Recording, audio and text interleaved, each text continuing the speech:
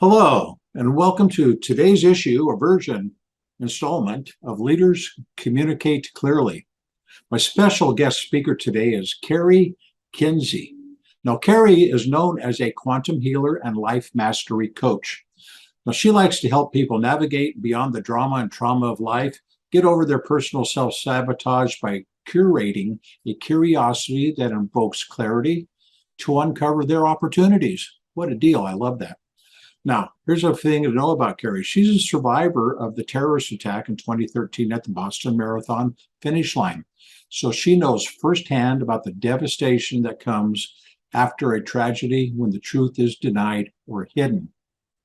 Now, that brings this up. Cari is an advocate for the truth and the stories that lay in wake. Cari believes that we are powerful beyond our awareness and challenges us to enter into a realm to connect with our divine creator within. That's right. We all write our own script. We make our own movies, and Cari's going to help us do that. So, Cari, I'm curious. Who are you? What brought you to this point? Why are you so excited about it?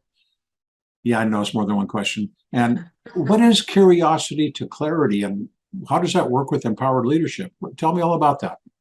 Oh my goodness. We have how much time? All right. Do we have time? So Yes.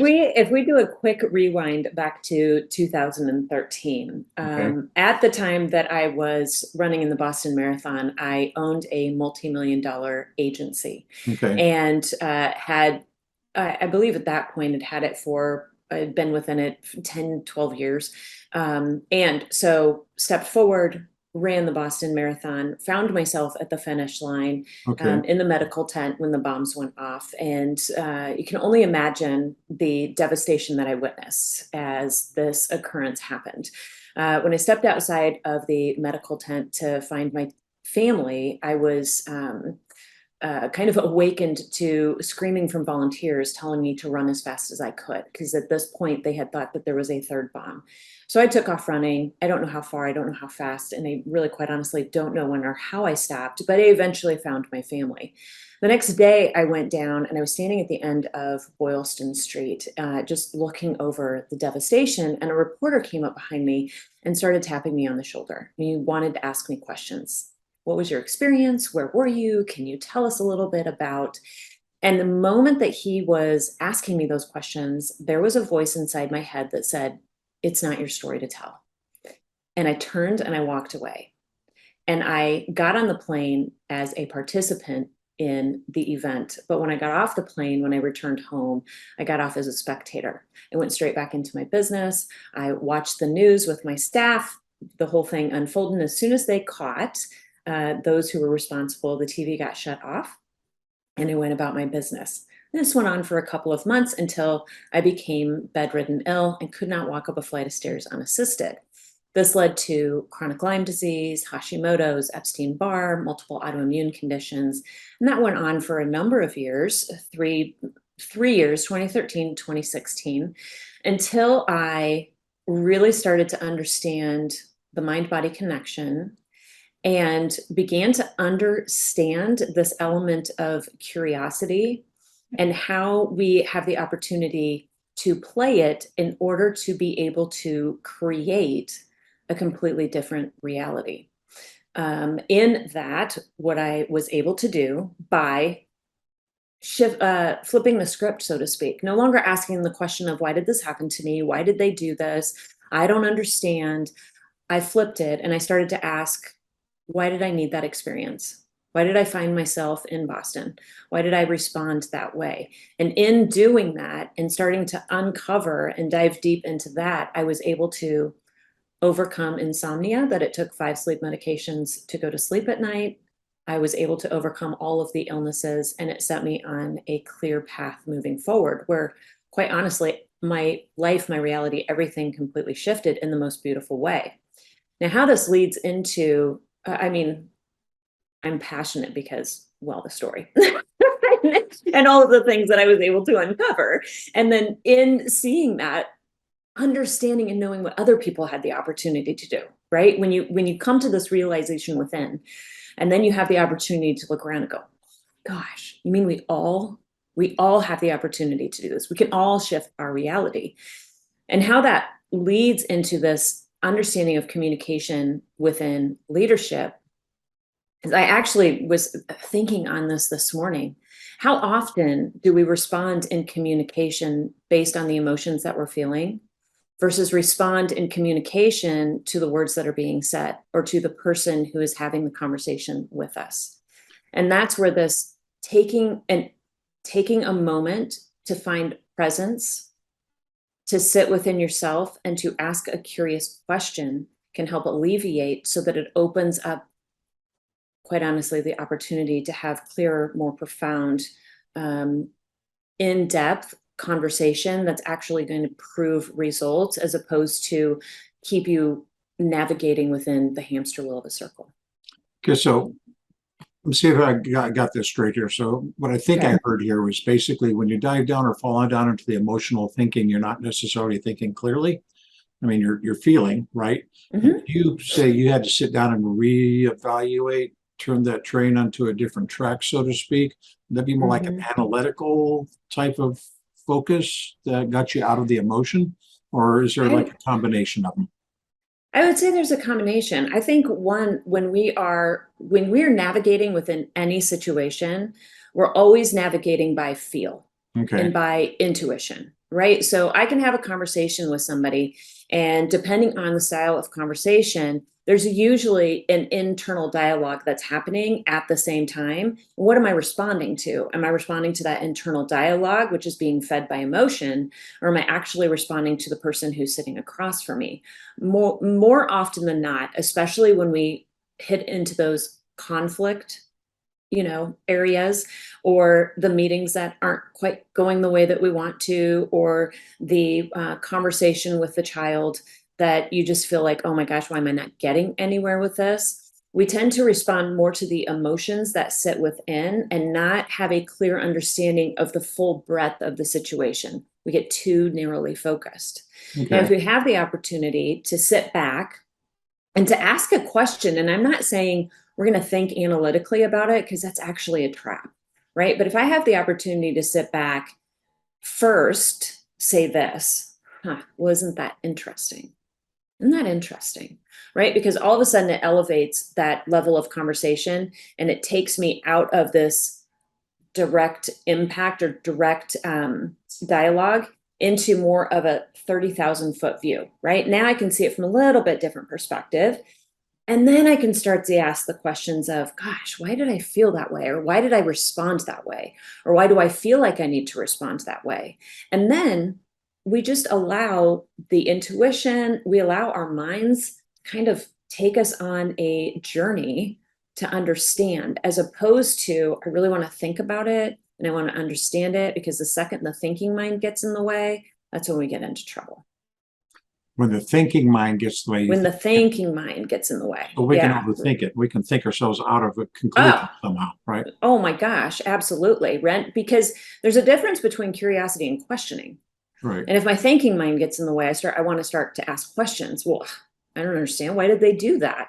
Right? Because the thinking mind is like, it's going to justify and deny all day long. That's true. And that justification can be a limitation. Now, if we can set that aside and just allow that curiosity, and then allow ourselves to kind of navigate through that, we can come back into a conversation with a completely different perspective and a completely different energy that actually allows for a greater depth of conversation and more resolution. So you're asking yourself, it sounds like you're having a deep dive conversation with yourself of why. Why am I here?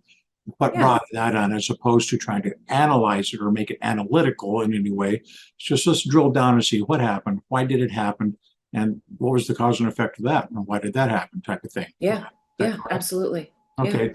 Then once you get to a final conclusion, there's got to be a bottom. You got to hit bottom somewhere with the final answer. Does that usually Mhm. come? Might take more time than others, but what Yeah. happens once you get there?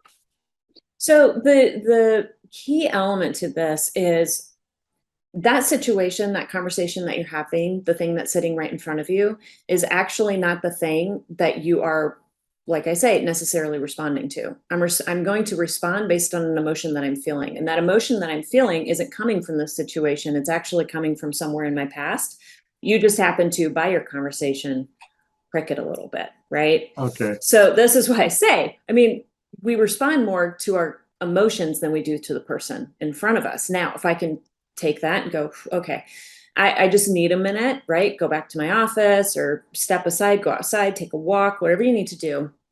And then that situation is an entry point into a maze. Okay. So the mind is like a jungle. It's just this maze. And we got to figure out how to navigate it in order to get back to the source. So we're just going to start asking questions. Now, the trouble we get into when we go back to that thinking mind and the justifier Right. is we'll ask the question and we'll be like, okay, so I wonder why I felt that way. Well, I felt that way because it made me really anxious, or I felt like they were judging me, or I felt like they were attacking me, whatever the case may be. We can come up with a number of different things. So when was the last time I felt like I was judged? Or when was the last time I felt that way? Or when was the last time that type of situation happened? And then if you just sit in quiet for a few moments and don't try to find the answer, but allow the answer to find you, then it will actually take you either left or right in the maze. Right. That's true. Right. And then I'm going to ask another question. And so I'm like trying to understand the map of the mind to get all the way back to the source. When I So, get all the way, go ahead. well, so I hear you saying that we actually have the answer, whether we know it or not. Oh, yeah, Something you always have the breathing answer. into summer, but we might be hiding it, we might be burying it for some reason. And the analytical process could be justifying that hiding or burying it, Oh, yeah. where we need the other internal, I'm not sure what term to use here, but that really being me and diving in for the truth to float up to the surface, and then we can analyze it to death if we want to. But Well, let's if get you to the want truth to, first. right? Yeah, if you want Yeah, to. absolutely. But it's so easy. I work with a number of clients and I work with a number of business leaders, and they'll come to me. One in particular comes to mind, and having some kind of conversation within the realm of her business, Okay. or not really having the ability to, have the staff just isn't quite getting it, so to speak, right? And it's really incredibly frustrating. So we've got to understand, gosh, why is it that I feel like I have this conversation over and over again, and they're not getting it. They're not catching the vision. They're not on board with me. So then, okay, we dive in and we go back and I ask the questions, right? Because I Okay. help this process along, because it's not the easiest thing. We're very, very good at protecting ourselves. If that thing hurt before, it's not going to come forward in order to be hurt again, Right. right? That's, we've hidden it for So some reason. Yeah. yeah, exactly. Right. So I ask the questions and we dive around. And once we find that source, we have the ability to be able to shift it, so to speak, or to transform it into something that isn't painful anymore, because now we can see it from a different perspective.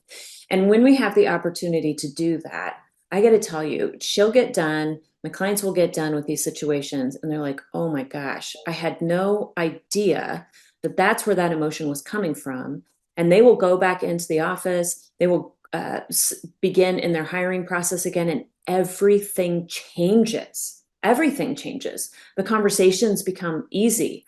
Where they weren't able to get any applicants, all of a sudden they've got 32, and they're like, what is happening? Well, it's this idea of, if we can get the clarity around this and we can see everything from a different perspective, well, then quite honestly, we get to create something different that we're experiencing. And when we can create something different, then we get to navigate in a completely new way. Well, so you bring up the concept of clarity and our true understanding of what's going on there, but haven't we been enculturalized or socially conditioned in some way, shape, or form to put a cap on that? To Oh, make sure it's not happening for whatever reason. I'm not going to say I have no idea what the reason. What is that reason? Why are we doing that? And how can we take that cap off? why we put the cap on our experiences or our emotions? Yes. Oh my gosh, right? Isn't that was the one question that I consistently got after Boston, when, Okay. they're like, okay, so what was that voice inside your head? And I go, I have no idea. I have no idea, but it was as clear as could be. And what it reminds me of is, get up and brush it off. You're fine. Get up, brush it off.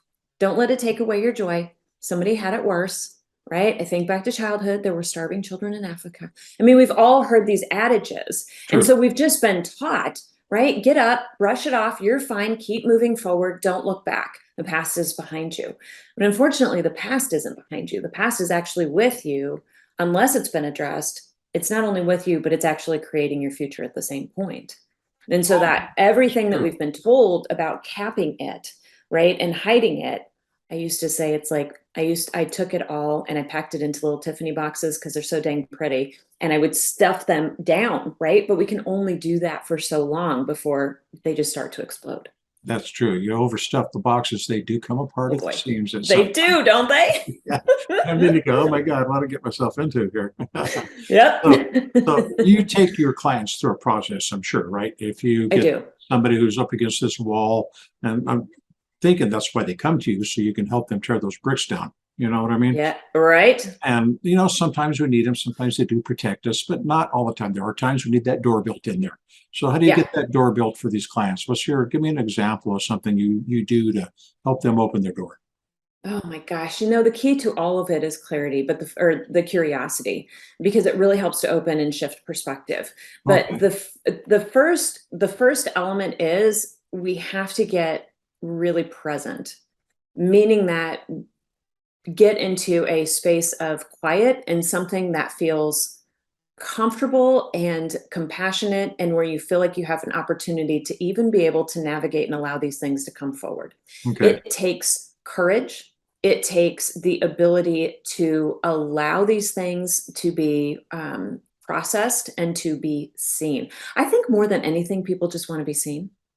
At the end of the day, people just want to be seen, Well, you're right? So absolutely define right. that space, We do. define that Well, space to allow people to have that, and then get curious, to start asking questions. And when, with the questions that I begin to ask them to help them kind of navigate that mind maze, over time, they actually have the opportunity to start to ask themselves those questions. And they have a completely different awareness around how they navigate every day. So it's getting present, getting really curious and asking questions, and then allowing the answer to find you instead of you trying to find it. The okay. element of trust and self trust is huge here. Now, the thing is, every thought, feeling, and emotion is there to serve you in some way. There's no such thing as a ridiculous thought. And every time we have a thought that comes up, and we're like, oh my gosh, that's ridiculous, we ebb away at our ability to trust ourselves.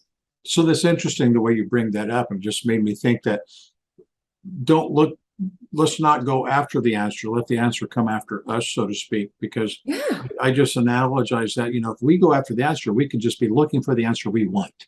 We can be building exactly. that answer to justify our existence or to Oh, justify what we think is true, even if it's not, but we believe it. So we're right, well, right? and it's the easy answer. It's the easy one. Right. It's the one of like, oh, I got sick because I needed to rest. I broke my foot because I needed to rest because I'm working too hard. I'm like, gosh, it'd be amazing, but it seems really easy. It's never linear, right? We go to the linear. Oh, it's this because of this. Right. No, no, no. You're way more creative than that. You're way more creative. So let's just ask the questions and then allow it to come forward and trust whatever comes up. So do you have like a series of questions you ask? Is there something like if your client comes to us, well, I don't know what to ask myself. How do I Right. pull this off? Right. I mean, the first questions are always in the realm of a conversation. If I'm having a conversation with somebody, and this still happens to me, I'll go, oh my gosh, okay. So, why did I create the experience where I needed that conversation today? Hmm. Gosh, why did I create that experience where I needed that conversation today? Yep. And how did that make me feel? And then I just kind of allow whatever wants to float up to float up. So, as an example, I had an experience over the weekend, a difficult conversation, and it came on the back end of running 20 miles. Now, this was a Okay. big deal for me. I haven't run 20 miles since 2013. I am currently training to requalify for Boston to be there at the 10-year anniversary. Right. So I'm excited. I'm like, oh, we need to celebrate. I need to celebrate today. Difficult conversation. I go, gosh, why did I create the experience where I needed to have that conversation today to where it took away the celebration? Hmm. And all of a sudden I was at the finish line in Boston again. And I was Going like, down a oh my different track gosh. there, huh? Right, right. I was like, oh, okay. It's because that celebration was taken away. And how did that make me feel? And then I allow those answers to kind of pop up. So why did I create that? Is the first thing. Well, the very first thing is, isn't it interesting? You got to get out of your own way with that. Isn't it interesting? Why did I create that? Or why did I need that situation to happen today? How did that make me feel? And when's the first time I felt that way? And then you just kind of navigate those questions all the way back to the source. Well, you know, I have that interest. I have that isn't that interesting conversation almost on a daily basis. Yeah. I I, love it. I'm sure we all do, but most of us don't answer that. But I do. I don't necessarily use those words, but I go, okay, what brought that up? What's going on here? Yeah. Yes. But so Yeah. that's what you're saying. The key starting point is just to let what floats floats. Be curious about it. And I love the curiosity part because that reminds me of when we were young, I before we were taught to know. be stern and stubborn and do whatever. We were curious Yes. about everything until we got slapped more than once. Yes. Then we lost our curiosity. So you're saying let's Exactly. get it back, right? Exactly. Yeah, that's exactly what happened. And there's a lot of people who have a hard time with curiosity and with imagination because that happened Right. as a Exactly. child, Mhm. right? So to get out of the way of that, to know that it is absolutely okay and it's quite honestly your responsibility to be curious and to be curious within instead of questioning those around or outside. Anytime you question outside of you and ask why, it's insatiable. Right. You're never going to get the answer that you're looking for. So you're just going to hit repeat. Why did that happen? Why did they do that? You're never going to find out. But if I have the opportunity to get curious and then dive deep within, I can ask that question and I'll find an answer.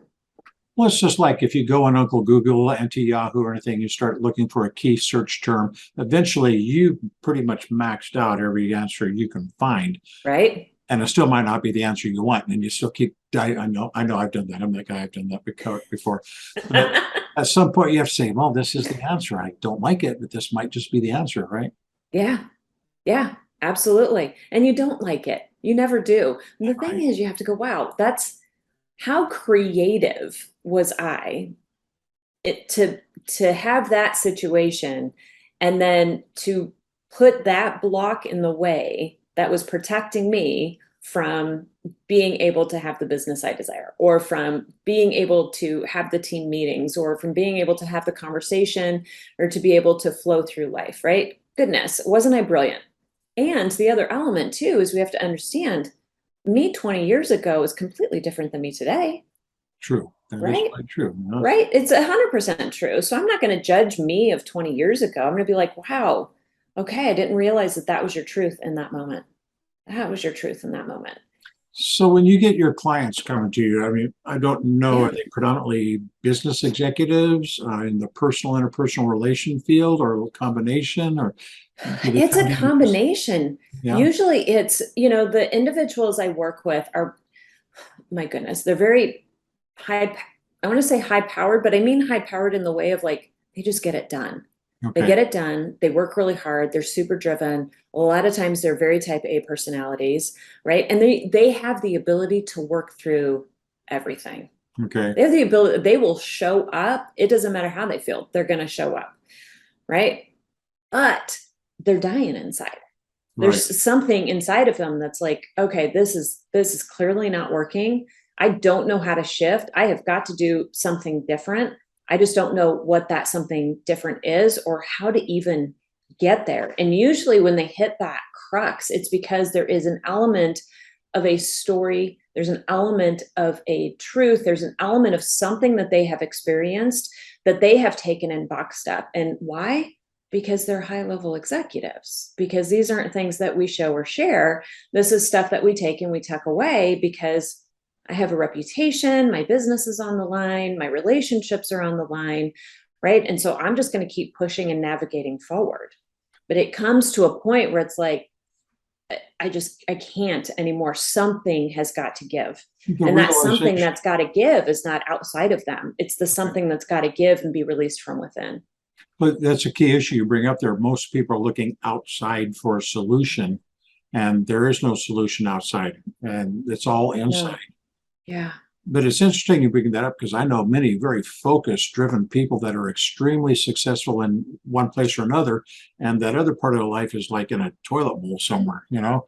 And that's once they hit that realization that they run out of paper, I got to do something about this, and Yeah. then they step up. But Yeah. But that's interesting. That it's the concept of we're almost at the point of failure, almost at the edge of the precipice of the cliff.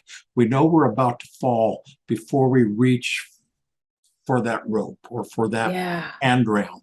So what is it Right? about people that does that? That is an interesting reality in our world, isn't it?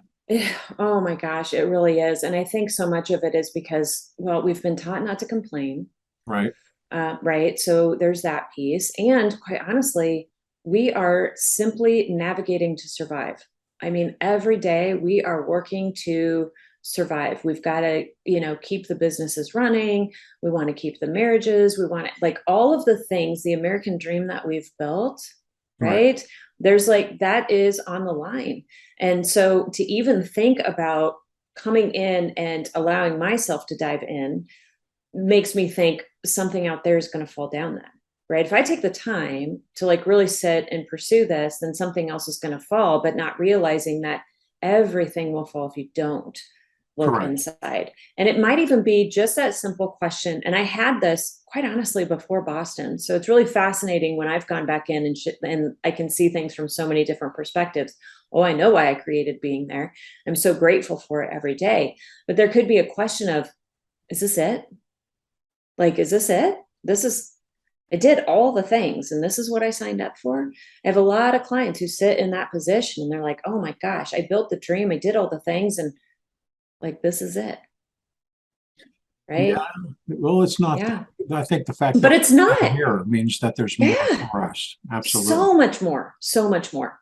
Yeah. Definitely. Okay, so you got this person on this track. They're digging deep down inside, and I'm thinking they might come in as a business perspective, as a Mhm. personal perspective, but they can take Yeah. this and float the petals and float this flower in all sorts of different ways in their life, right? Oh, well, it's non-discerning, right? So even that sabotaging behavior or even the element of emotion that gets stuck. So like for me, that denial of celebration, Right. right? That wasn't just in that one circumstance. And it's not just showing up in personal relationships. It's going to show up in business relationships. It doesn't repeat, it just rhymes. So if we've got anything going on, all of it navigates together. I think the biggest disservice that we do, both personally and professionally, is to separate out the professional and the personal because they're all intertwined. You have to address it. You Well, have that's to address true. it. I did that myself many years ago. I had my drill sergeant hat on, and my dad hat on, and my chef hat on. I was confused. Who am I? Yeah. Yeah. Yeah, absolutely. Finally, I took Right. them But off, and I so, just comb my hair. yeah, when I went in and I started shifting, and I've watched clients do this, and it is fascinating. One in particular comes to mind. She had the opportunity just by diving in because of one situation that brought her to me where she was really feeling stuck, really feeling frustrated. Not only did her business life completely changed, but her personal life completely changed. She received bonuses. She found her soulmate. I mean, it just like everything flourished in a very short amount of time because we looked at one situation that branched us out into all these different areas. And she started to see, oh, wow, I didn't realize that that's what I was doing. I didn't realize that that's how I was creating. And she didn't even have to do anything different for her reality to change. Everything just shifted. And like you said, yeah, it just flourished. It was absolutely beautiful. It's gorgeous to watch. So there is hope for us after all, Oh, right? yes. Are you So kidding me? That yes, you are the power. You have the essence of everything that you need in order to make your life exactly what you want it to be. and so you mentioned that PowerPoint, and I remember you've mentioned it a couple times before how powerful we are. A lot of us don't Yeah. realize that not good life took a lot of work to build, right? Oh, So it if we sit did. here and say, well, it's going to take so much work to build this great life, well, you've already spent that energy. What's the issue here, right? Right. Let's just take a left instead of a right this time. So So tell true. me, Cari, is there anything that you want to discuss that we haven't covered? I know we've covered a broad spectrum of stuff, but I know we could be here for 15 hours and not even scratch the surface. So is there any little nugget of wisdom you want to throw out here to everybody? Oh my gosh. I would say the anytime you have the question of what's getting in the way or why is something not happening the way that I want it to, um, anytime that question comes up, always turn and look within, always, because the answer's there. If you have the ability to trust yourself, and again, to allow that to come up and just to get curious about it, you can completely shift your reality, and it doesn't have to take a long period of time. I mentioned an insomnia that I had 5 prescription sleep medications to fall asleep. I shifted that overnight. It does not have to take a long time. It's just a matter of trusting and allowing, getting really curious and allowing clarity to come forward, because then you have the opportunity to see every potential, every possibility, every opportunity that sits for you. Creativity opens wildly. So we need to trust ourselves because we actually do have the answer. You have all the answers. All right, great. You have So all so someone wanted to reach out to you, say, Cari, I love what she's got to say. I want to talk to her. I want to see what she can help me with. How can someone do that? At Cari Kenzie. So follow me on Instagram. We're just populating everything there. It'll get you linked into my blogs so we can continue to have the conversation. And I share so much more. There's so much more to the journey that sits within that. So at Cari Kenzie. Okay, at Cari Kenzie, we got that. Okay, now I have 2 questions for you. The first one is the most obvious one because I know everybody watching this has the same question. What's that picture behind you? Oh, well, why don't I just shift out of the way? Okay, there we go. Because I was trying to figure out, is that a duck bill there? Is that a foot? Is that a chair? I have no idea. Just a wonderful abstract, but it brought curiosity, didn't it? That's right. It did. Exactly. And I know I wasn't the only one that was going to think about that. So let's just get this out in the open here. I love it. I love it. Now, the not so obvious question. Okay. If you are stranded on a desert island and all the coconuts are gone, nothing left to eat, a box washes up on shore with food in it. Oh my God. It's your favorite food. What's in the box? What's in that box of food? Oh my gosh, I have to pick. It's oh my gosh, Italian or Mexican? Which way do I go with this? I'm on an island, so I'd have to say Mexican food. Lots of chips and salsa. Yes, it's your favorite Mexican. I love it. Well, I like that. There's all that. Yeah, Mexican is one of my favorites too. I love it. Okay, well, so now we know a little more about you. You have abstract art behind your head that could be a duck or a duck's leg or a bill or something. We don't know until we look at it. And you like Mexican food. I do. All right. All right, Cari. A wonderful time talking with you. I love it. Thank you very much for your support. And for everybody else, this is Daniel Kilburn with the Leaders Communicate Clearly and the wonderful Cari Kenzie. And until next time, you all be safe.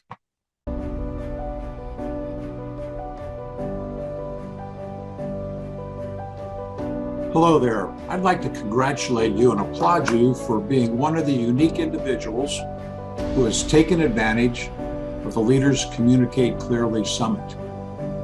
Now, these videos are going to be going away at the end of the week, and you're never going to have access to them again. So I'm offering you the opportunity to do the VIP package, which will give you 1, access to all the videos forever, 2, audible downloads that you can put in your MP3 player and take anywhere with you, jogging or in the car, and 3, transcripts so you can highlight, take notes, use that information and create your own plan of action. Now, this information, if you're trying to get it elsewhere, would cost thousands of dollars. Thousands. This is only going to cost you less than the price of lunch at the airport while waiting for your connecting flight. That's right. For a measly $47, you'll have a master's in education on communications and conversational skills. So click that VIP experience button, grab the lifetime access to the videos, the audios, and the transcripts so you can take this information with you at any time and upgrade your communications and leadership skills. I'll see you next time.